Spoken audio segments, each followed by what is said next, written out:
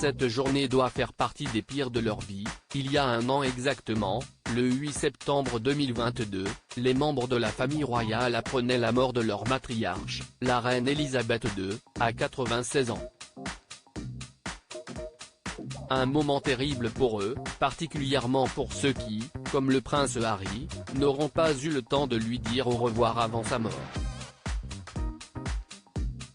C'était une triste image, qui a marqué le monde entier, quelques minutes après l'annonce de la mort de la reine Elisabeth II, à 96 ans, à Balmoral, son petit-fils, le prince Harry, arrivait seul au château après avoir fait le trajet dans un jet privé depuis Londres.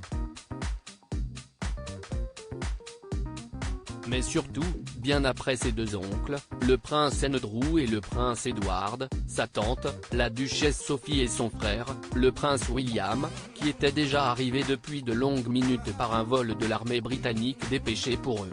Si l'on sait aujourd'hui qu'en réalité, aucun d'entre eux n'a pu faire ses adieux à la reine Elisabeth II, décédée avant leur arrivée, mais veillée par Charles et Anne, ses deux aînés déjà sur place. Comment expliquer cette arrivée en solo du prince Harry, reparti très tôt le lendemain matin? Déjà gravement brouillé avec son frère William, aurait-il voulu éviter de se retrouver dans le même avion que lui? Selon les journaux britanniques, pas du tout, ce retard découlerait en fait de la décision du prince Charles d'interdire à Meghan Markle de suivre son époux. L'actrice américaine, qui était à ce moment-là à Londres avec le prince Harry, voulait en effet partir avec lui en Écosse pour voir la reine.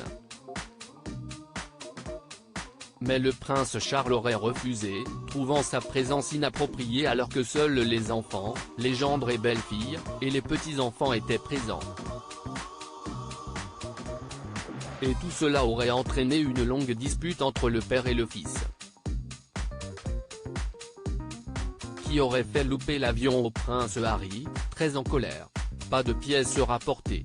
Finalement arrivé sur place, le prince avait été accueilli par sa tante, la princesse Anne, et avait pu faire ses adieux à sa grand-mère, qu'il n'avait revue que 2 fois depuis son départ aux États-Unis, en 2021, pour les obsèques de son grand-père le prince Philippe et en juin 2022 pour le jubilé.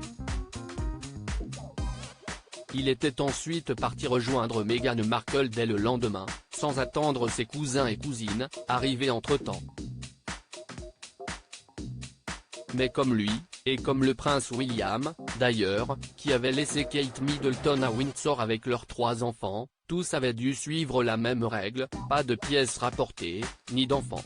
Ainsi, lorsque tout le clan était sorti saluer la foule autour du palais de Balmoral dans la journée, Peter et Zara Phillips n'étaient apparus qu'avec leur mère, la princesse Anne, tout comme les princesses Béatrice et Eugénie, très émues, qui entouraient leur père, le prince Andrew. La jeune Louise, quant à elle, avait été réconfortée par sa mère la duchesse Sophie. Depuis cet épisode, suivi d'une longue semaine d'hommage, puis des funérailles, en grande pompe, de la reine Elisabeth II, Meghan Markle n'a plus remis les pieds au Royaume-Uni.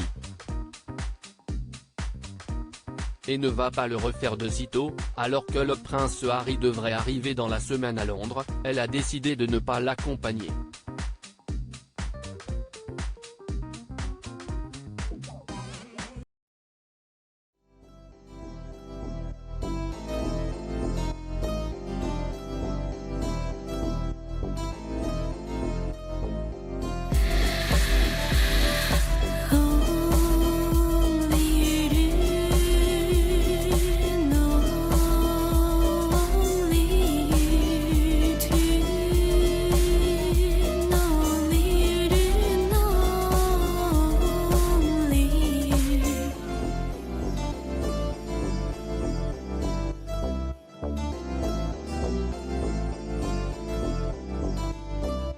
To